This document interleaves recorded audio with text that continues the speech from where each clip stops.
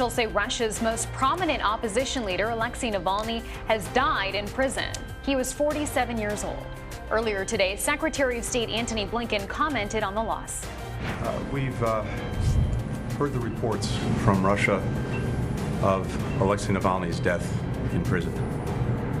For more than a decade, the Russian government, Putin, have persecuted, poisoned, and imprisoned Alexey Navalny.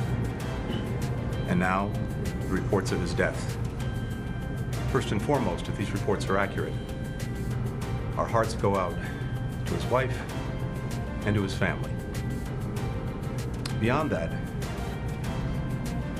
his death in a Russian prison and the fixation and fear of one man only underscores the weakness and rot at the heart of the system that Putin has built.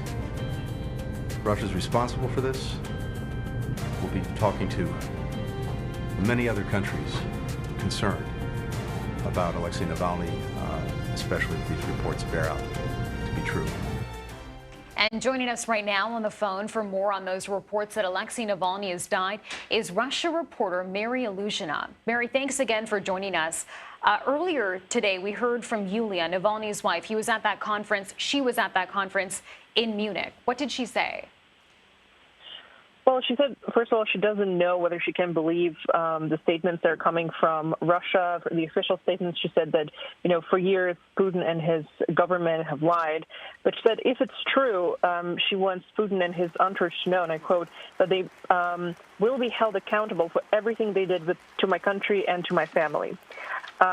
She's also said that she wants to call on the entire world community, essentially, to unite together and work against Putin's regime in Russia because of both what's happened to her husband and the war in Ukraine as well. It was a very brief statement. She opened the speech saying that she didn't know whether she needs to stay here or fly immediately to see her children, but then she decided to stay and give this speech because she thought that her husband would have done that and would have wanted her to do that as well. What can you tell us about the conditions Navalny faced in prison?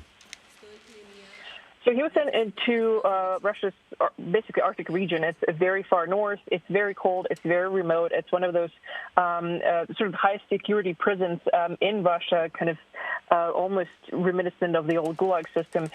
You can't really call them. It's very hard to reach by mail. The lawyers are still trying to get to this prison and figure out what actually happened there. Very harsh conditions. It's very cold. Navalny, as we know, was sent to solitary confinement multiple times, and that's very, very harsh conditions. You sit alone in a small, cold box. And his team has always said that they are very concerned about his health with regards to how he was treated in that prison.